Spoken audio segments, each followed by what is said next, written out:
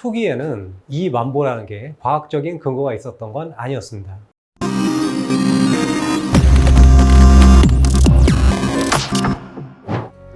안녕하세요. 프롤로 의원과 국민한의원을 운영하는 닥터 제이입니다. 오늘은 여러분들에게 장수하는 운동법에 대해 소개해 드리려고 합니다.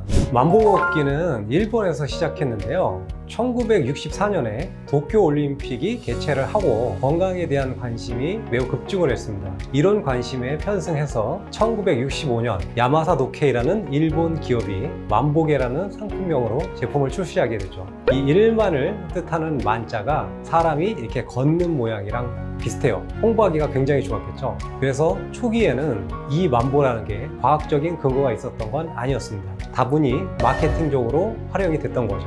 영국의 의학저널 란셋에서 메타 분석 논문이 하나 올라왔는데 총 47,000명을 대상으로 한 논문이고요. 어느 정도의 걸음이 사망률을 가장 낮췄는가, 나이에 따라서 결과가 달랐는데요. 논문에서는요 60세 이하와 이상을 나눴습니다. 60세 이하에서는요 약 6,000보에서 8,000보 사이에서 이득이 가장 컸고요. 60세 이상에서는요 8,000보에서 1만 보 사이에서 이득이 가장 큰 걸로 나왔습니다. 그래프를 보시게 되면요 60세 이상이신 분들은 사망률이 최대 50% 넘게 감소를 하시는 것을 보실 수가 있습니다. 만보계가 비록 과학적인 조사 없이 마케팅에 의해 만들어졌지만 실상은 그 내용이 아주 틀리진 않았던 것이었죠. 물론 이 7,000보만 걸어서 다 해결이 되면 좋겠는데 그것만 가지고는 조금 부족합니다. 그 다음으로는요 오래 앉아있는 생활을 하시면 안 됩니다. 100만 명의 라이프 스타일을 조사한 논문이 있는데요. 이 논문에서 앉아있는 시간이 길수록 사망률도 증가하였다는 결론이 나오고 있습니다. 즉 앉아있는 시간이 길면 그만큼 여러분들의 수명이 줄어들고 있는 것이죠. 앉아서 TV를 오래 보시는 분은 더 결과가 안 좋았거든요. 왜냐하면 TV를 오래 본다는 것은 그 사람의 라이프 스타일에도 문제가 동반될 수 있기 때문인 것 같습니다.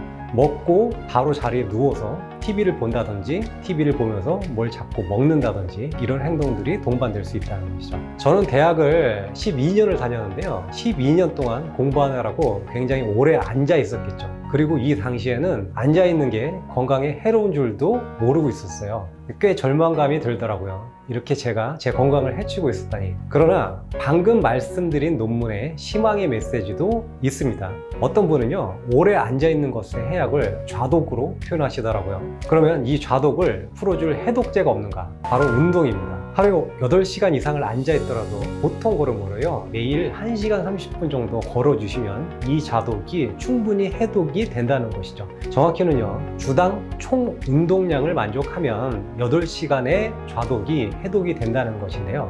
걷는 건 저강도 운동이거든요. 그렇다면 운동 강도를 조금 높여서 중등도 운동을 하게 되면 1시간 운동으로 좌독이 다 풀릴 수가 있게 됩니다. 더욱더 고강도 운동을 하게 되면 예를 들어 달리기를 한다든지 수영을 하게 되면 30분이면 이 좌독을 다 해소할 수가 있는 거죠. 저강도 운동보다는 중강도나 고강도 운동이 더 사망률을 낮춘다는 보고도 있으니 되도록이면 운동의 강도를 높이시는 게 더 이롭겠죠. 그리고 이런 운동은 5분씩 쪼개서 하더라도 유효하더라는 겁니다. 그러니까 시간이 나면 틈틈이 움직여 주시라는 거죠. 미국인들을 위한 신체 활동 권고라는 책자가 있습니다. 이 책자에서는요 성인은 최소한 일주일 동안 중등도 운동 150분 혹은 고강도 운동 75분을 시행해야 한다고 권장하고 있습니다. 시간이 없으신 분들은 굵고 짧게 고강도 운동 75분을 하시면 되겠죠. 여기서 참고로요 중강도 운동, 고강도 운동은 도대체 어느 정도가 중강도이고 고강도인가 궁금하실 수 있죠. 중강도 운동은요 자신의 최대 심박수의 50에서 70% 수준이고요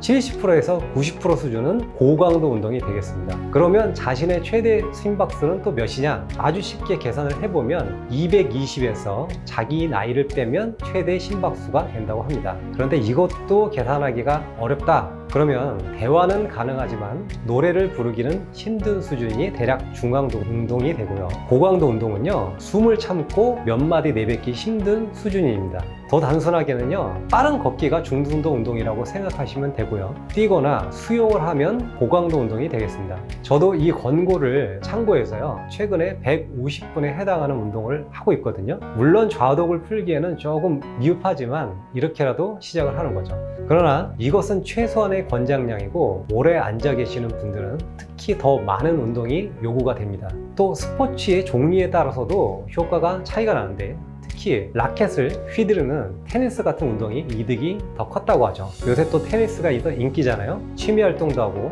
건강도 챙기면 일석이조겠죠. 신체 활동이 어려우신 노인분들은 최소한 걷기라도 생활화하시면 훨씬 도움이 되실 겁니다.